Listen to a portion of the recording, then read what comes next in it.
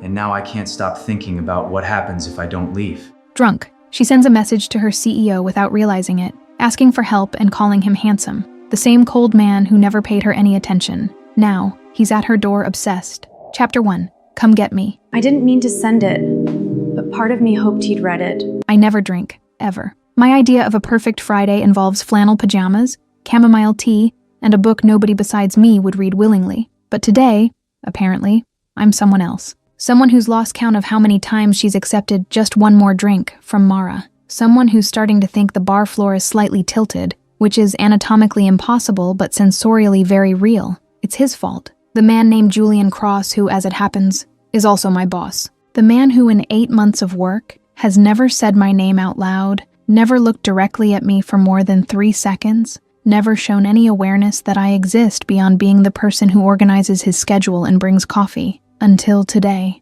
Until this afternoon, when he stopped in the middle of the board meeting, held up my quarterly report and said, in that deep voice that makes my stomach flip, "Exceptional work, Nora Quinn." Exactly the level of excellence I expect. He said my name, my full name, in front of everyone, and Mara, my best friend and worst influence, decided this deserved celebration, which brought us here, to the Blue Moon, a corporate bar full of finance people pretending to be more interesting than they actually are. "Nora," Mara shouts next to me, way too close to my ear. "You're glowing." I'm sweating, I correct, adjusting my glasses that keep sliding down my nose. It's different. It's the glow. The glow of someone who was finally noticed by the hottest man in Manhattan. She practically purrs the word hottest, and I sink further into my chair, looking around to make sure nobody heard. Of course, Leo, the office gossip intern, is exactly 10 feet away and gives me a knowing smile. Great. Perfect. He didn't notice me, I say, but my voice sounds weird,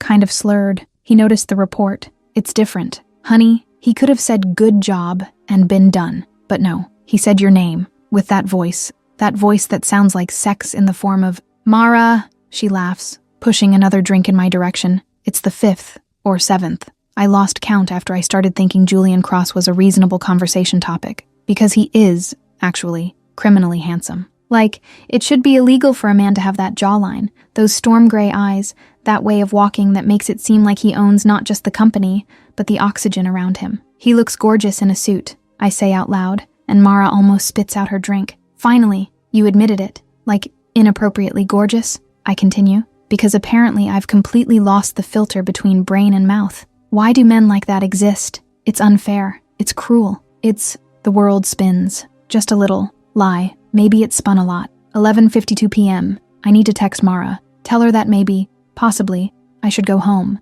My fingers are weird, kind of disconnected from the rest of my body, but I manage to grab my phone. I open contacts, click on M for Mara, except I don't click, because somehow, with the motor coordination of a 3-year-old, I click on J for Julian Cross, and then my fingers, traitorous and independent, start typing. Come get me, send, I'm drunk, send, everything spinning, send, panic cuts through the alcoholic fog like a knife.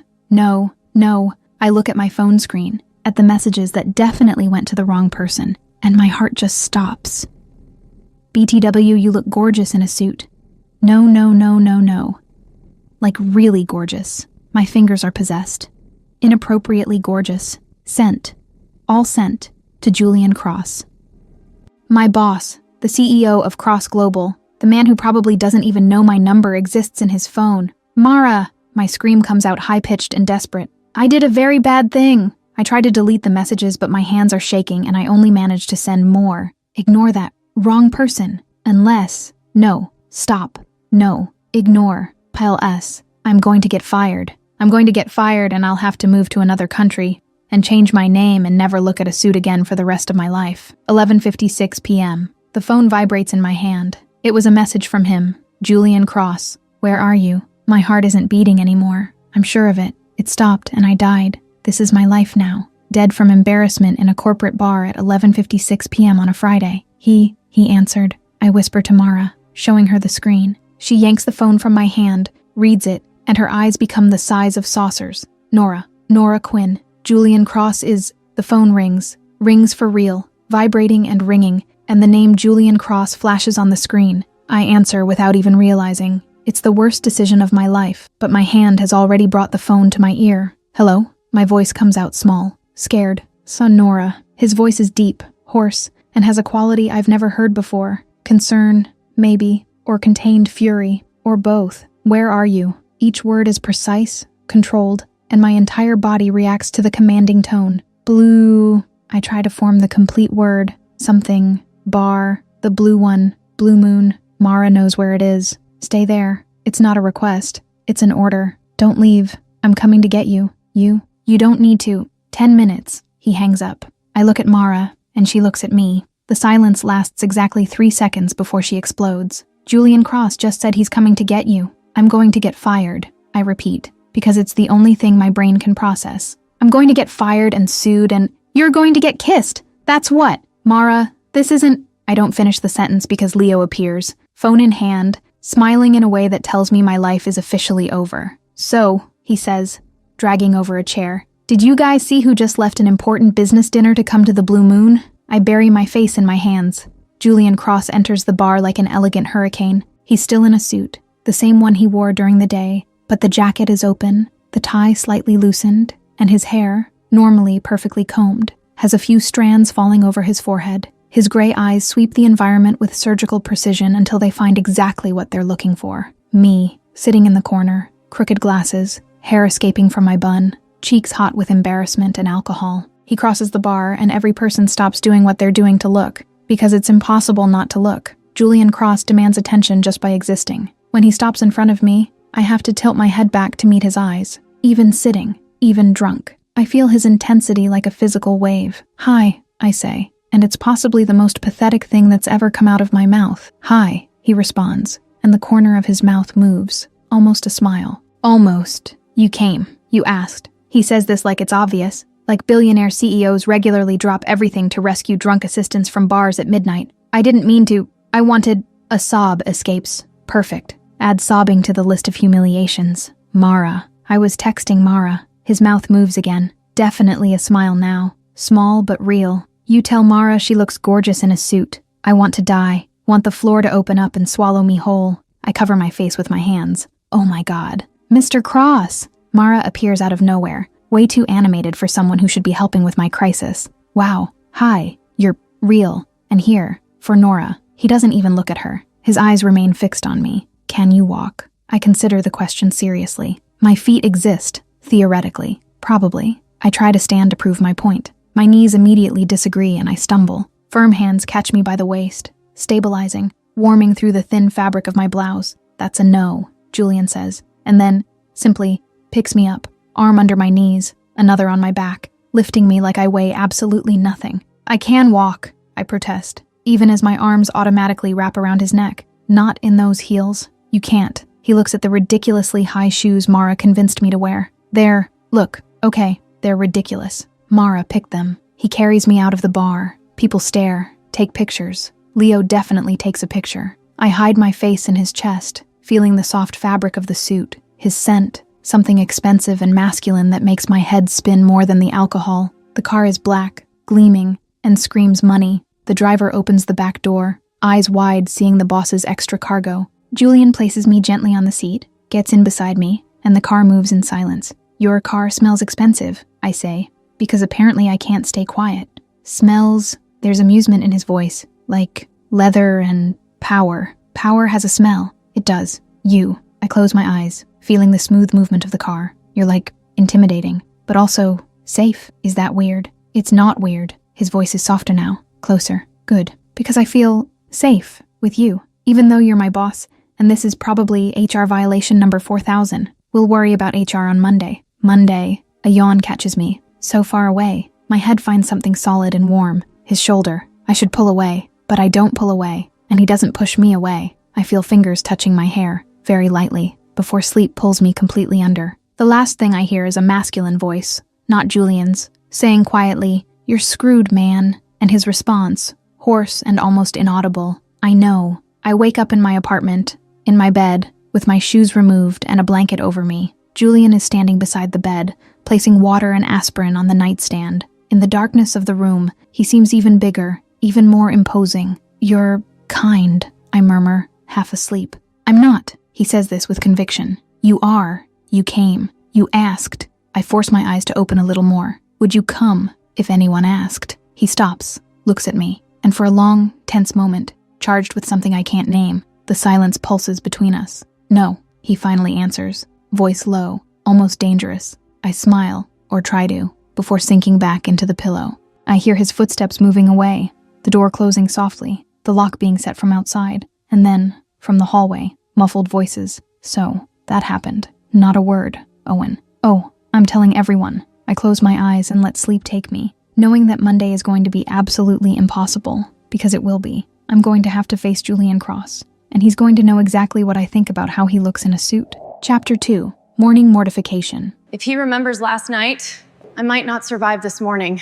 The headache isn't just a headache. It's divine punishment. It's karma in physical form. It's the universe reminding me that bad decisions have consequences, and I made approximately 7 bad decisions last night, all served in glasses with ice and decorative umbrellas. Not that I remember the umbrellas, but Mara took pictures so the evidence exists and will haunt me forever. I open my eyes slowly, very slowly, because morning light is a personal attack, and my bedroom ceiling is exactly where it should be, except it shouldn't be because the last thing I remember is being in a car that smelled like power and leather, and the memories come back in violent flashes and I groan loudly, pulling the pillow over my face as if that could erase reality. Come get me. No, you look gorgeous in a suit. No. Inappropriately gorgeous. Please let this be a nightmare. Please let me still be sleeping. Please let... Julian showed up. Julian carried me in his arms in a bridal style. I said he smelled like power. I scream into the pillow, a muffled, high-pitched scream of pure mortification. And that's when I see the nightstand, and the items that definitely weren't there yesterday. Water in a glass I recognize as mine, but that I certainly didn't fill. 2 aspirin tablets still in the package, and a folded piece of paper with the most perfect and masculine handwriting I've ever seen in my life. I pick up the note with trembling hands and read, "Drink the water. Take the aspirin. See you at 9. J. Julian. Julian Cross was in my apartment, in my room, put me in bed, left water and medicine, and a note like this was normal. Like billionaire CEOs regularly take care of pathetic assistants who send drunk texts at 11:52 on a Friday night. I take the aspirin because my head is literally throbbing and because he told me to. And apparently I obey his orders even in a state of terminal hangover. Drink all the water, and grab my phone, which is miraculously charging in the outlet beside the bed. Which means someone, him, plugged in the charger, took care of that too, and I want to die, just thinking about it. I open the group Corporate Survivors that I created with Mara and Leo in a moment of weakness 3 months ago. Me, sent drunk text to my boss. The response is instant, which means Mara was waiting, probably awake since 5 in the morning just for this moment. Mara, you texted Julian Cross. Mara, and he came to get you. Mara, and carried you. Mara, like a dime store romance. Leo, I have photos. My heart stops. Me, delete them. Leo, already printed and framed one for my desk. I'm moving to Alaska. Mara, honey, you're not going anywhere because you have to go to work in 2 hours and face the man who carried you in his arms yesterday. Leo, and who probably put you in bed, Leo, and left a note me. How do you know about the note? Leo, I know everything. Nora, I am the all-seeing eye. Mara, he stayed at the bar until midnight collecting witness statements. I drop the phone and stare at the ceiling, doing quick mental calculations about how many bus hours are needed to get to Canada, and whether I can survive as a hermit in a forest cabin without ever having to look Julian Cross in the eyes again and see that he knows exactly what I think of him in a suit. I can't, obviously, so I drag myself to the shower and let the hot water punish me for my sins. I'm wearing sunglasses inside the building because fluorescent light is my enemy, and because if I can't see people clearly, maybe they can't see my shame clearly either. It's flawed logic, but it's all I have. I'm carrying a triple shot coffee that costs $10, and that I'll drink like medicine because technically it is. And I'm wearing my most modest gray cardigan over a white blouse that has a collar up to my neck as if extreme modesty could somehow cancel out Friday's messages. Leo intercepts me before I even reach the elevators, and the smile on his face is absolutely demonic. The legend herself, he practically shouts, and 3 people turn to look. Stop, I hiss, low and desperate. Bridal style, Nora, he continues, relentless, walking beside me toward the elevators. Bridal style. You were carried like a rom-com heroine by the hottest and richest man in Manhattan. I hate you, I respond, but there's no venom in my voice because it's true. Everything he's saying is horrible documented truth. Julian's been here since 7, Leo says, and this makes me stop in the middle of the lobby, and he's in a good mood. Nora, Like actually good mood. Good, I repeat because Julian Cross doesn't have moods. Julian Cross has varying states of seriousness that range from extremely serious to frighteningly serious. Smiling, Leo says, eyes gleaming with premium-grade gossip. Smiling, Nora, showing teeth, the whole thing. Owen almost had a heart attack. That's impossible. See for yourself, he says. He asked for you as soon as he arrived. Told me to let him know when you showed up. So technically I should be notifying him now, but I'm warning you first because I like you, and you deserve 10 seconds to prepare yourself emotionally. Panic hits me in waves, hot and cold at the same time, and I grip the coffee in my hands like it's an anchor. He asked for me, with first and last name, Leo confirms. Actually, he said, Nora in a different way, like soft. I can't explain it, but Owen gets it. You need to talk to Owen. No, I definitely don't need to talk to Owen because Owen is Julian's best friend and probably knows everything and will look at me in a way that confirms my life is over and everyone knows. Breathe, Leo says, putting his hand on my shoulder in a surprisingly gentle gesture. You're going to survive. And honestly, I think you're going to like what happens next. I have no idea what he means by that and don't have time to ask because the elevator arrives and I get in and press the button for the 20th floor with trembling fingers. Sunglasses still firm on my face even though it seems ridiculous. Coffee still hot in my hand. Heart beating so hard I'm sure it's visible through my blouse. Julian's office door is intimidating. Dark mahogany with a silver plaque that says CEO in elegant letters. And I stand in front of it for exactly 30 seconds trying to gather courage, trying to convince my lungs to function normally, trying to rehearse what I'll say. But all I can think is, I'm sorry for being pathetic and drunk and inappropriate. So I give up rehearsing and simply knock on the door, light and timid.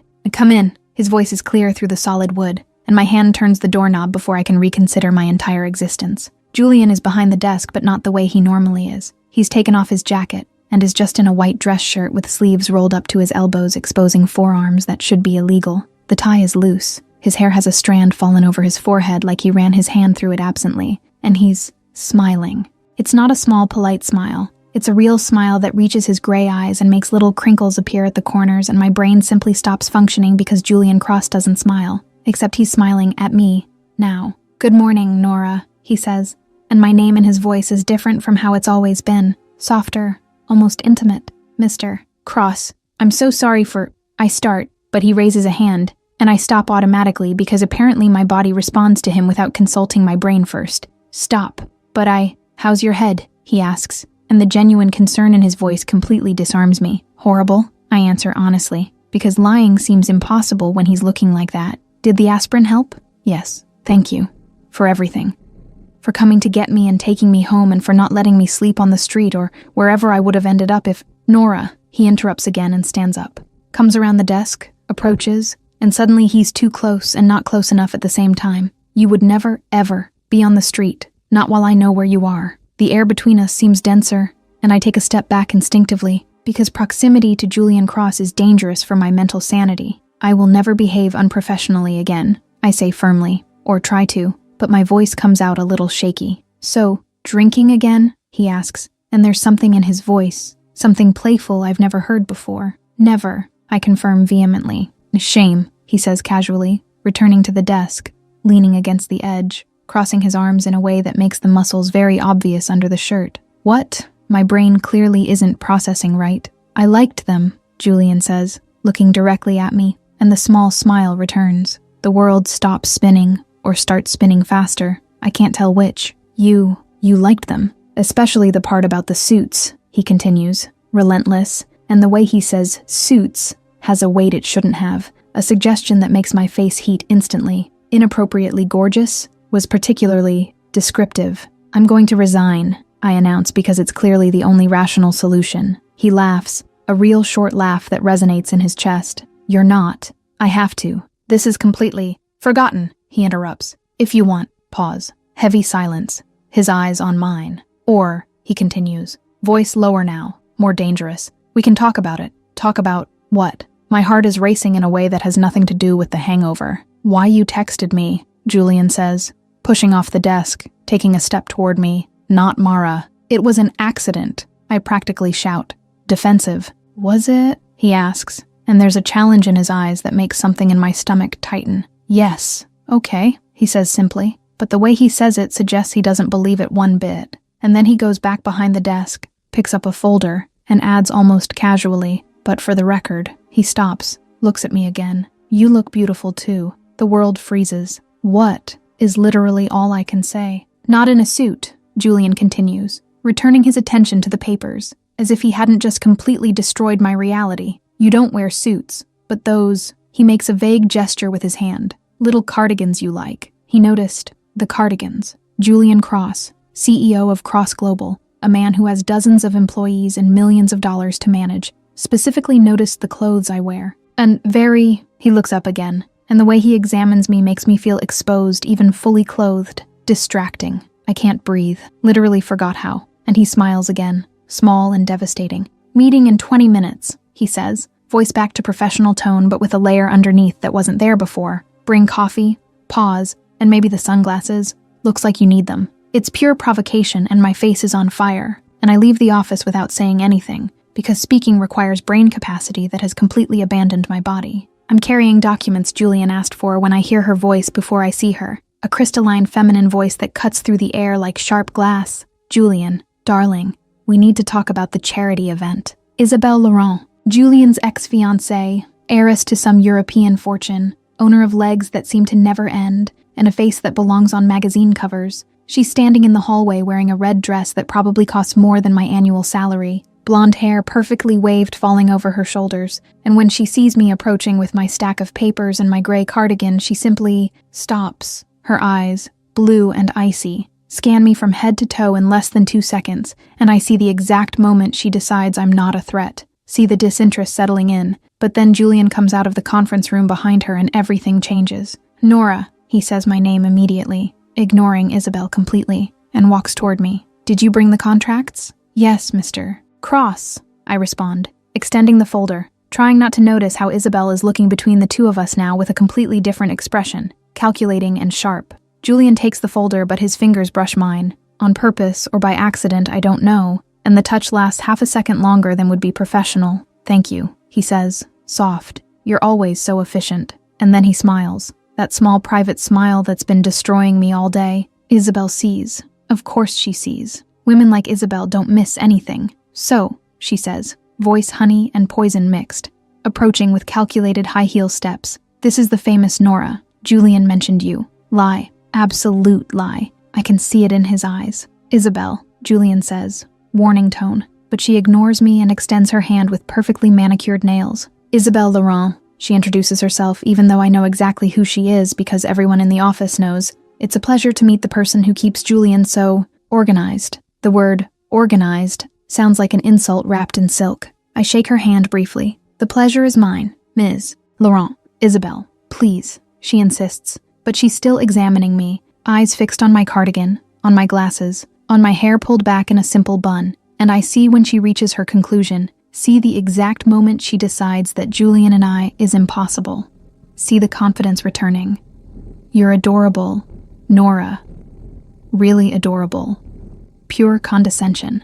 Julian takes a step, getting closer to me, protective and territorial presence. "Isabel was leaving," he says, not a suggestion. "Was I?" she asks, arching a perfect eyebrow. "You were," he confirms, voice steel covered in velvet. She laughs, light and rehearsed. "Always so direct, Julian. One of the things I loved most about you." She turns to me again. "It was a pleasure, Nora. I'm sure we'll see each other around." It's a threat disguised as kindness. She leaves, expensive perfume leaving a trail, and I stand there with Julian beside me, feeling the tension radiating from him in waves. I start, but don't know how to finish. "Past," Julian says firmly, turning to look at me directly. Completely past, but the way Isabel looked at us, the way she smiled before leaving, tells me she doesn't believe that one bit. Julian asked me to get the old quarterly reports, something about growth comparison, and I'm in the file room trying to reach the box on the highest shelf, because obviously the box I need is in the most inaccessible place possible, stretching on tiptoes, fingers brushing the edge of the box, but not able to grab it, and that's when I hear the door open behind me. "Need help?" Julian's voice is close, closer than it should be. I turn too fast, foot slipping in the low heel I'm wearing, balance completely lost, and I start to fall, but firm hands catch me by the waist, pull me, and suddenly I'm pressed against his chest, my hands braced on his shoulders to stabilize myself. our faces inches apart, too close, way too close, but not close enough. I freeze completely, unable to move or breathe or think, can only feel his warmth through the layers of clothing, the scent of masculine cologne and something that's just him, the firmness of his hands on my waist holding me like I'm precious and fragile at the same time. "You need to stop stumbling," Julian says, voice hoarse and low, but he doesn't let go,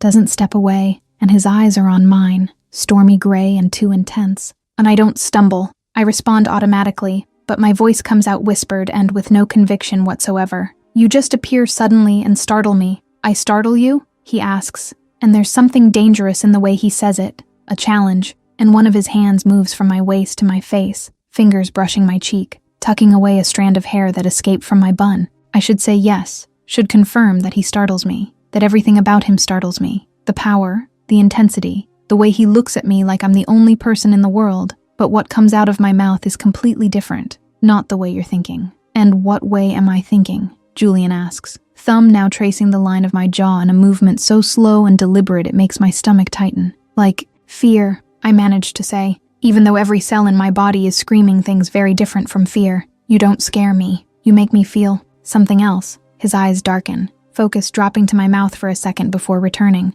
"What something else?" I don't know how to answer, don't know how to put into words the way my heart races when he's near, the way my skin tingles when he touches me, the way I completely lose the ability to think straight when he looks at me like this. So I don't answer with words, just stay there, looking back, breathing accelerated, lips parted. Julian leans in, just a little, movement almost imperceptible, but I feel it, feel the change in the air, feel the intention, and my body reacts instinctively, tilting up, closing millimeters of the distance between us. He's going to kiss me, here, in the file room, in the middle of the workday. He's going to kiss me and I'm going to let him, and this is going to change absolutely everything. His mouth is so close I can feel the heat, so close it would just be tilting 1 more centimeter, just closing my eyes and letting it happen. And then the file room door opens with a loud noise and Owen's voice cuts through the moment like a knife. "Julian, you need to..." "Oh." I pull away from Julian so fast I almost stumble again, face completely on fire, heart beating so hard I'm sure everyone can hear it, and Julian releases a long breath before turning to Owen with an expression that could freeze hell itself. "Can this wait?" Julian asks, voice too controlled. Owen looks between the two of us, smile forming slowly. "Actually, it can wait quite a while. Can wait until tomorrow if necessary." "Owen," Julian says, clear warning. "Leaving." Owen raises his hands in surrender. "Leaving now. Completely ignore my existence. Continue what you were doing, or almost doing, or clearly about to do." He leaves and closes the door, but I hear his laughter on the other side, and I want to die, simply die of embarrassment. "Nora," Julian starts, but I'm already moving toward the door. "I need to... the reports. You asked for the reports." I'm babbling, making no sense at all. "I'll get the reports." "Nora, look at me," he asks, voice soft. I stop but don't turn. "This can't happen," I say to the door. "You're my boss and this is completely inappropriate. And I can't lose my job because of a moment of what?" he asks, closer now, behind me. "A weakness?" I finish, even though the word seems wrong, even though nothing about what I felt in his arms seemed weak. "Look at me," he repeats, firmer now. I turn, and he's there, so close again, looking at me with an intensity that makes my knees weak. "That wasn't weakness," Julian says, each word measured and deliberate. "And you're not going to lose your job. Ever. Not for this, not for anything. You can't promise that," I respond, voice small. "I can," he says, and I do. Heavy silence between us, full of unsaid things, and then he takes a step back, creating professional distance, but the way he looks at me has nothing professional about it. "See you at 5, he says, and leaves before I can respond. I'm in the reception area, waiting for the elevator, trying to process everything that happened today, when I hear footsteps behind me, and I know, without looking, that it's him. "Nora." I stop, turn, and he's there, jacket over his arm, tie still loose, looking tired but satisfied in a way I've never seen. "Mr. Cross," I say professionally, even though my entire body is remembering what it was like to be pressed against him hours ago. "Next time you need a ride," he pauses, takes half a step closer. "Text me, on purpose." "That's not appropriate," I respond, but my voice has no conviction whatsoever. "Calling me at midnight wasn't either," he counters. "But here we are, I repeat stupidly. "Good night, Nora," he says, but doesn't move, stays there, looking. "Good night, Mr. Cross." "Julian," he says suddenly. "What?" "Call me Julian," he repeats, voice lower, more intense, at least. Outside the office, the elevator arrives. The doors open. I enter like an automaton, turn to look at him one last time, and he's still there, looking with that half smile that's going to haunt my dreams. The doors start to close, and he takes a step forward, hand holding the door, preventing it from closing completely. "And Nora?" he says. "Yes, about today in the file room." He stops, eyes fixed on mine. Next time Owen interrupts, I'm locking the door first. The doors close before I can respond, and I sink against the elevator wall, heart racing, hands trembling, face completely on fire, because this, whatever this is, just went from flirting to promise, and I don't know if I'm ready for what he's promising. But God, I want to find out. Chapter 3, Boundaries. What boundaries? We should stop this, but I don't want to. Julian is making excuses, and I know it because in 8 months of work he's never needed my opinion on contract negotiations, or asked me to review presentations for investors, or called me into his office 6 times before noon to discuss details that could definitely be resolved by email. But today my presence is absolutely essential for every microscopic decision he needs to make. And honestly, I should be irritated, but I'm not, because every time I walk in here, he looks at me in that way that makes my stomach flip. "What do you think of this font?" he asks, pointing at the computer screen where an extremely technical corporate presentation is open, and I look at him with a raised eyebrow because he's clearly testing how far he can go before I call him on the lie. "Ariel?" I respond, crossing my arms. "You use Ariel in literally every presentation since I started working here. Maybe it's time to change," he says, completely serious, turning his attention back to the screen, as if the choice between Ariel and Helvetica were the most important decision of his career. "Julian." I use his first name for the first time in the office, and I see his shoulders tense. "You're inventing reasons to keep me here." He stops, fingers frozen over the keyboard, then turns in his chair to look at me directly. "I am," he admits without any hesitation. "Is it working?" My heart does a strange thing in my chest, and I try to maintain professional composure, even though everything in me wants to smile like an idiot. "Depends," I respond, trying to sound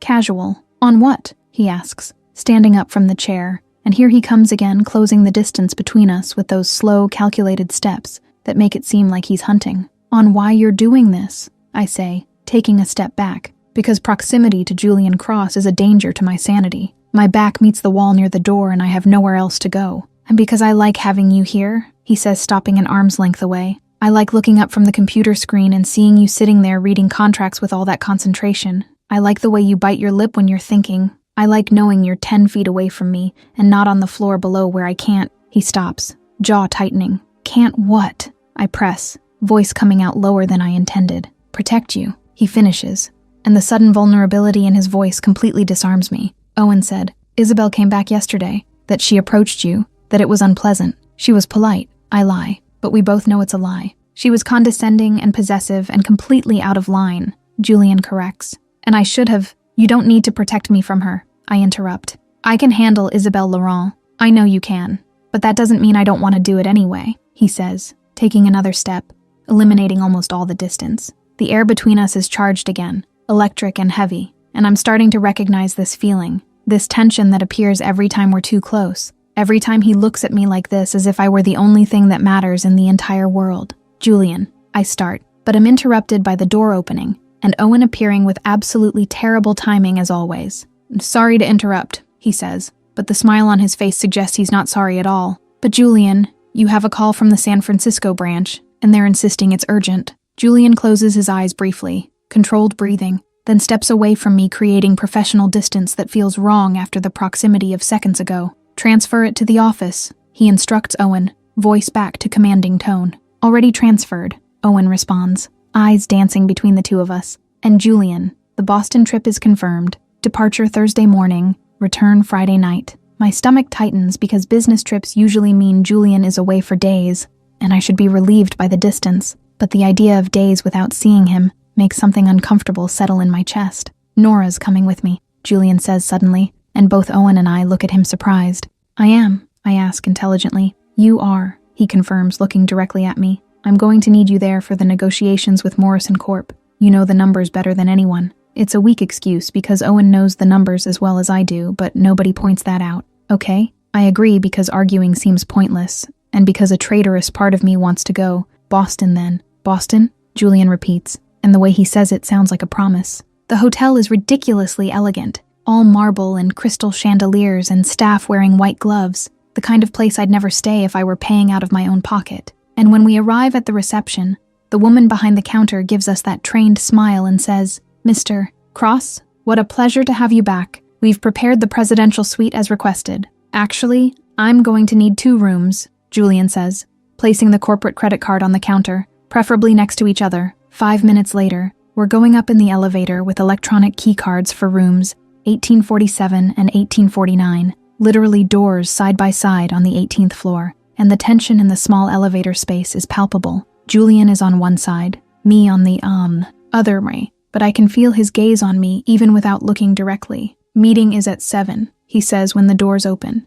"Dinner after. Just the 2 of us. We need to discuss strategy." "Strategy," I repeat, and we both know dinner has nothing to do with business strategy.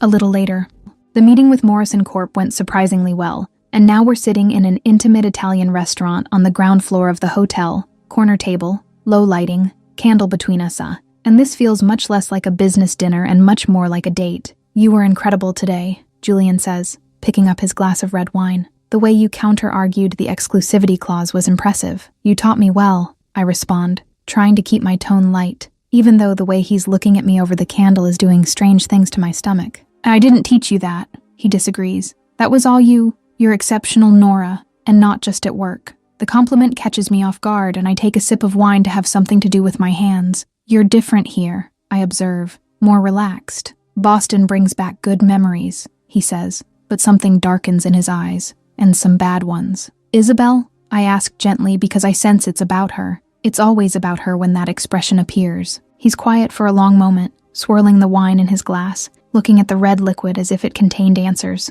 "We got engaged here," he finally says, voice low. "In this hotel, actually. I proposed to her in the presidential suite after a dinner exactly like this." My chest tightens with something I vaguely recognize as jealousy. "And what happened?" "She cheated on me," Julian says, simple and direct, but I see the pain at the edges of the words. 6 months after the proposal, 2 months before the wedding, with my business partner, in my apartment, in my bed. I came home early from a trip. It was going to be a surprise. I'd bought flowers, champagne, all that romantic bullshit men do when they're in love and foolish. Bitter laugh. Found them there. My hand moves automatically across the table, covering his squeezing. "I'm so sorry." "Don't be," he says, but finally looks at me, and the vulnerability in his eyes is heartbreaking. And because after that I swore I'd never trust anyone again, never let anyone close enough to hurt me like that, built walls so high nobody could climb them. Pause, turns his hand under mine to interlace our fingers, until you showed up with your cardigans and your glasses and your way of biting your lip when you're nervous, and suddenly these walls started to crack. I can't breathe right, can only look at him, at our fingers intertwined on the table, at the way he's looking at me like I'm something precious. "Did I scare you?" he asks, voice low. "No," I answer honestly. "You disarmed me." Something changes in the air between us, intensifies, and Julian stands up, pulling me gently with him. "Let's go upstairs." We enter the elevator together, and Julian presses the button for the 18th floor. Doors close, and suddenly we're in a very small and very private space, mirrored walls reflecting the 2 of us from multiple angles, and the tension that's been present all day, all week, since that Friday when he carried me out of the bar, reaches an unbearable peak. "Nora," Julian says my name like a prayer, like a warning, like a plea all at once. "Yes," my voice comes out whispered. "I shouldn't," he says, taking a step toward me. "You work for me. This is completely inappropriate. I'm your boss, and there are rules and policies, and then why doesn't it feel wrong?" I interrupt, taking my own step, eliminating more distance. "Why does it feel right every time you're close?" "Nora," he repeats, but now he's closer, much closer. "If I kiss you now, it won't be light. It won't be gentle. It won't be something I can pretend didn't happen later." "Good," I respond, heart beating so hard I'm sure he can hear it, because I don't want light, I don't want gentle, and I definitely don't want to pretend. Something breaks in him. I see the exact moment the last wall of resistance falls, and then he's on me, hands on my face, fingers in my hair, pulling me, and his mouth meets mine with an intensity that takes all the air from my lungs. The kiss is everything he promised, intense yet light and gentle. It's hunger and need and months of tension finally finding its release. His lips move against mine with an expertise that makes my knees weak, tongue tracing the outline of my mouth before deepening the kiss, and I melt completely against him, hands gripping the lapels of his suit like an anchor. He pushes me gently against the mirrored wall of the elevator, body pressed against mine, one hand still in my hair, the other sliding down my waist, holding me, keeping me close, as if having distance between us were physically impossible now. And I've never been kissed like this, never felt this complete consuming, this sensation that nothing else exists in the world except the two of us, except his mouth on mine, his hands on me, his heat enveloping me completely. When we finally separate breathless, he rests his forehead against mine, eyes still closed, breathing irregular. I dreamed about this, he confesses, voice hoarse. Since that night, since I carried you, since I put you in bed and you looked at me that way and said I was kind. You are kind, I whisper, fingers tracing the line of his jaw. Even when you pretend not to be. He opens his eyes and what I see there hits me hard. Desire, yes, but also something deeper. Something that seems dangerously close to real feelings. Stay with me tonight, he asks. Doesn't demand. Not like that. Not, he stops, reformulates. Just stay. Sleep in my room. I just want to hold you. Wake up with you there. Okay, I interrupt, kissing him lightly. Okay. The elevator shutters, stopping at our floor, doors opening, but neither of us moves for a long moment, still caught in each other, reluctant to break this moment. Nora, Julian finally says, running his thumb over my lower lip, swollen from the kiss. This changes everything. I know, I respond, and it means so much. So many things we haven't even begun to process yet. But now here all that matters is that he's looking at me like I'm his world, and maybe, just maybe, he's becoming mine. Chapter 4. Complications. If loving him costs everything, what am I supposed to choose? We're a secret, and that should bother me more than it does. But honestly, when Julian pulls me into the file room at 8 in the morning before the office fills up, and kisses me against the shelves of old documents like he hasn't seen me in years, when actually it's been only 12 hours since I left his apartment, it's hard to care about corporate policies. Good morning, he murmurs against my lips, firm hands on my waist, keeping me pressed against him. And I smile because Julian Cross saying good morning with kisses instead of formal emails is still new enough to make my heart race. Good morning, Mr. Cross. I respond on purpose, using the formal title, just to see the way his eyes darken. And it works because he kisses me harder, deeper, one hand moving up to my face while the other tightens on my waist. Bah, you know what that, Mr. Cross, does to me, he says against my mouth, voice hoarse. And I laugh softly because yes, I know exactly what it does. My phone buzzes in my pocket. Message from Leo. Owen's looking for you. Urgent. Julian sees my expression change and steps back reluctantly. Work. Owen, I confirm, straightening my blouse. Probably about today's presentation. I'll see you at the 10 o'clock meeting, he says. But before I can pull away completely, he pulls me back for one last quick kiss. And Nora, try not to get too distracted thinking about me. Presumptuous, I accuse. But we're both smiling when I finally leave. Checking the hallway first because this, us, is a secret for now. It's just ours. The meeting is tedious. Numbers and projections I've already reviewed 3 times, but Julian is sitting at the head of the table wearing that navy suit I love, and every time our eyes meet, it's like an electric current. Pure chemistry that I'm sure everyone can see. My phone vibrates discreetly under the table. Message from him even though he's 10 feet away. Stop biting your lip or I'm going to have to interrupt this meeting. I bite my lip on purpose, looking directly at him, and I see his jaw tighten. Send back. You wouldn't dare. Try me, he responds immediately. And I would have tested it if the conference room door hadn't suddenly opened, and Isabelle Laurent hadn't walked in like she owned the place, all elegance and poison wrapped in a white dress. Julian, darling, she says, ignoring the other 6 people at the table. We need to talk about Saturday's charity event. Julian doesn't even look at her, voice professional and cold. Isabelle, we're in a meeting. I know, she says, approaching, eyes sweeping everyone until they stop on me, and something changes in her expression, something calculating and dangerous. But I'm sure your assistant can note this down for you. Right, Nora? The way she says, assistant, is pure venom. Of course, Ms. Laurent. Isabelle, please. She corrects, but she's examining me now, eyes too sharp.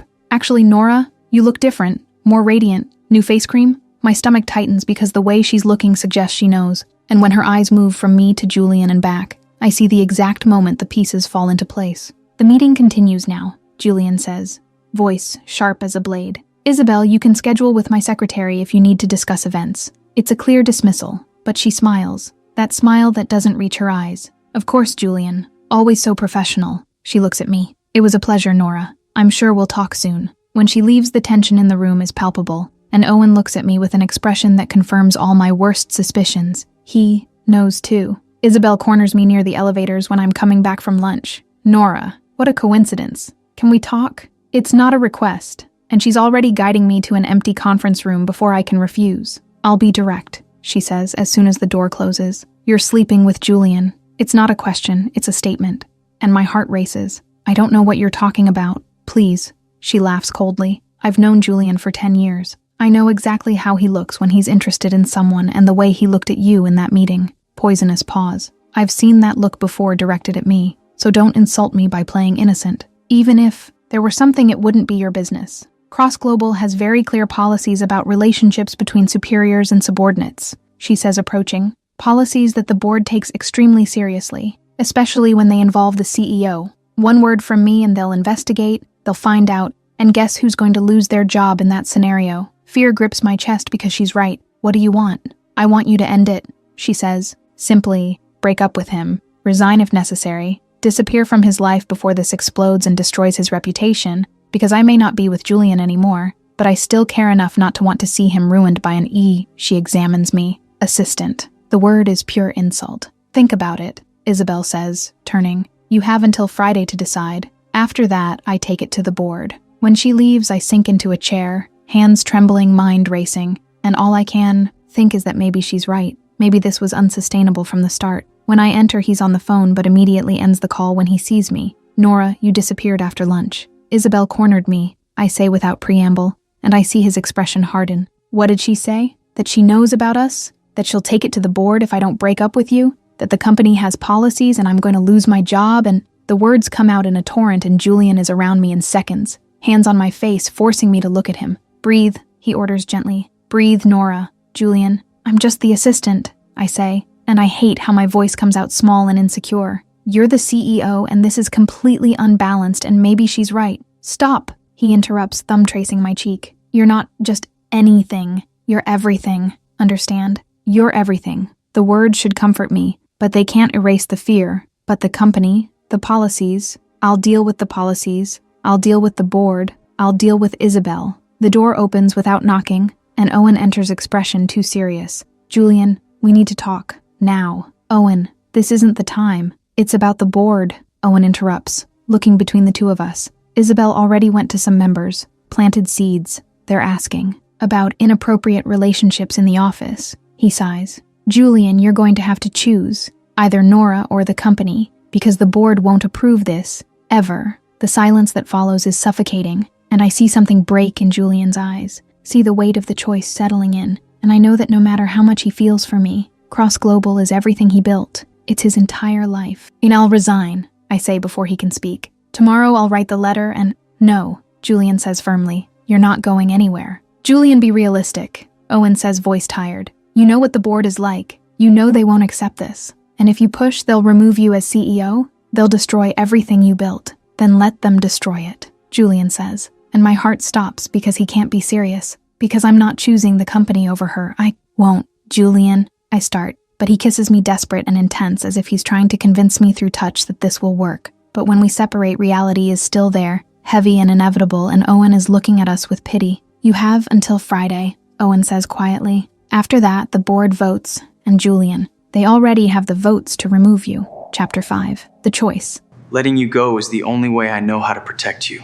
I woke up in his apartment like I have for the last 2 weeks, wrapped in expensive sheets that smell like him. And for one perfect illusory moment, I pretend everything is fine, that there's no board or Isabel or ultimatums. But then Julian comes out of the bathroom already dressed in a full suit at 7:30 in the morning, and the expression on his face tells me everything I need to know before he even opens. His mouth. We need to talk, he says, standing in the middle of the room, too distant, too controlled, and my stomach sinks because I know that tone. It's the tone he uses in difficult meetings. It's the CEO tone, not the boyfriend tone. No, I say, sitting up in bed, pulling the sheet around my body. No, Julian, don't do this. The board votes today at 2, he continues as if I hadn't spoken, hands in his pockets, posture rigid. Owen confirmed they have the votes to remove me if I don't end this, if I don't let you go. Then let them remove you, I say desperately, getting out of bed. You said you wouldn't choose the company over me. You promised, and I'm not choosing, he interrupts. Finally looking at me, and the pain in his eyes is so intense it physically hurts. I'm protecting you. Nora, you don't understand. If I force this, if I make them remove me, Isabel won't stop. She'll come after you. She'll destroy your reputation. She'll make sure you never get work at any decent company in Manhattan. She has enough connections to do that, and I won't let your career be ruined because of me. My career, I repeat, incredulous. Julian, I don't care about my career. I care about you, and I care about your future, he says, voice breaking a little at the edges. You deserve someone who can give you everything. Someone who doesn't put you in this impossible position. Someone who— No, I interrupt, crossing the room until I'm in front of him, hands on his chest. Don't do this. Don't pretend this is about protecting me when it's about you being afraid. You're afraid to fight for this, to fight for us. I'm not afraid, he says, but his hands come to my face, thumbs tracing my cheeks, contradicting the words. I'm being realistic. This was never going to work anyway. I'm your boss. Your assistant, I finish bitterly. I know, Isabel reminded me. You're reminding me now. Apparently it's all I am. You know that's not true, Julian says, pulling me against him, forehead resting against mine. You're everything to me, everything. But that's exactly why I can't be selfish. I can't keep you trapped in this when it means you'll lose everything. You're all I want, I whisper, eyes already burning with tears I refuse to let fall. Please don't do this. Please. He kisses me, and it's different from all the other kisses. It's desperate and final and tastes like goodbye. And when we separate, his eyes are closed as if looking at me is too painful. I need you to resign, he says, voice hoarse. Today, before the vote. So it's clear that it's over. So the board has no reason to continue. No, Nora, please. No, I repeat more firmly, stepping away from him. If you want to end this, then end it. But I'm not going to make it easy for you. I'm not going to resign and pretend this was my choice when it clearly wasn't. Nora, I'm going to get dressed and leave, I say, picking up my clothes from the floor, where they were abandoned last night when we were still happy, when we were still us. And you're going to do what you have to do, and I'm going to do what I have to do. But don't ask me to make this pain easier for you. I get dressed in silence, feeling his eyes on me the whole time. And when I'm ready, when I'm at the door, he speaks one last time. I love you, Julian says, and the words should be beautiful, but they only hurt. I love you, and that's exactly why I'm letting you go. I close the door without responding, because if I speak, if I admit that I love him too, I'll completely fall apart. The resignation letter took 20 minutes to write, and 5 seconds to deliver to HR. Effective immediately, no notice. And when I return to my cubicle to get my things, Leo is there with wide eyes. Nora, what did you do? What I had to do, I respond, putting photos and pens in a box. I resigned. Because of him, Leo asks quietly. Because of Julian. I don't answer, but I don't need to. The answer is clear on my face, and Leo hugs me tight while I finally let the tears fall. 2 weeks later, I was in my apartment, with Mara, who's on my couch for the 5th time this week, trying to convince me to get out of bed. Honey, you need to eat something that isn't ice cream. You need to change out of pajamas. You need to stop watching sad movies and crying. I'm fine. I lie, obviously. Perfectly fine. My phone buzzes with a message from Leo. Julian is destroyed. Owen said he doesn't sleep, doesn't eat. The company's suffering because he can't. Focus. He's a complete disaster. Good, I think bitterly. At least it's not just me. Julian is in the office for the 16th consecutive hour, eyes red from exhaustion, 3 empty coffee cups on the desk, and Owen is fed up. You're an idiot, Owen says, entering without knocking. A complete and total idiot. Owen, I'm not in the mood. You love her, Owen interrupts. You're miserable without her. The company is suffering because you can't concentrate on anything except how you ruined everything. And yet you're here pretending you did the right thing. I protected her. You protected yourself. Owen corrects brutally. You got scared and ran, and now you're both destroyed and for— What? For nothing, because the company is still here, the board is still here, but she's not, and you're miserable. What do you want me to do? Julian finally explodes. The board made it clear. The board made nothing clear because I talked to them, Owen says, throwing a folder on the desk. There's no policy against relationships.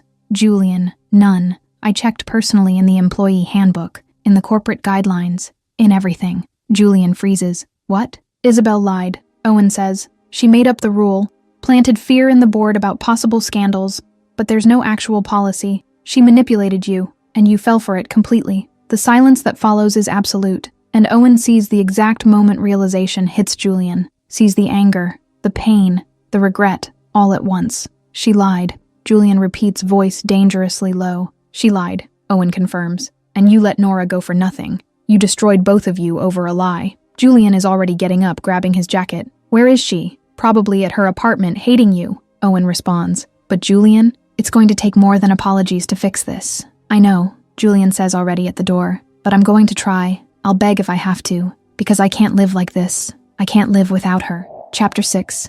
Come get me. I lost you once. I'm not making that mistake again. Reprise. The rain started at 7 and hasn't stopped since.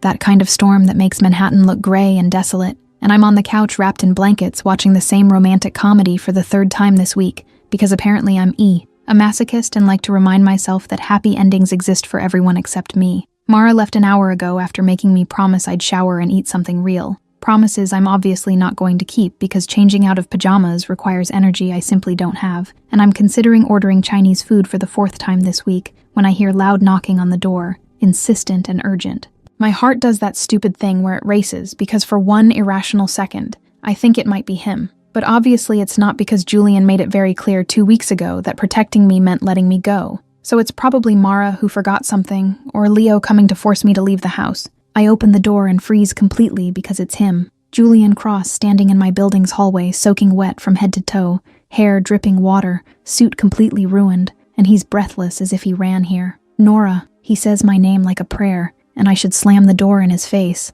should scream, should do anything except stand here staring at him like an idiot. What are you doing here? I managed to ask, voice coming out weaker than I intended. I'm an idiot, he says directly. No beating around the bush. A complete and total idiot, and I need you to forgive me. Julian, she lied. He interrupts, taking a step forward, water dripping on the hallway floor. Isabel lied. There's no policy, no rule against relationships. She made it all up and I believed it and let you go, and it was the biggest mistake of my life. The words take a second to process, and when they do, the anger comes in waves. You let me go. And I practically scream. You broke up with me. You made me resign. You made me believe I wasn't enough, and now you show up here soaking wet telling me it was all a lie. I know, he says, and the pain in his voice is palpable. I know, and I have no excuse. I was afraid to fight, afraid to risk everything for you, and I ended up losing the only thing that really mattered. You can't just show up here, and I love you, he interrupts,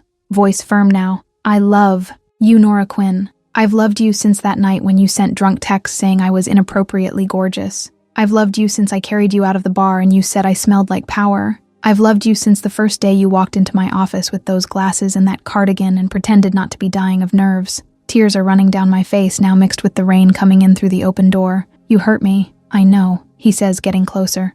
And I'll spend the rest of my life making up for it if you let me. I'll spend every day proving that you're everything to me. That I choose you over anything, over the company, over the board, over everything. Julian, I can't go through this again, I say, voice breaking. I can't love you and lose you again. Then don't lose me, he says, taking my face in his wet hands. Stay with me. Forgive me. Give me another chance, and I promise I'll never let you go again. Never.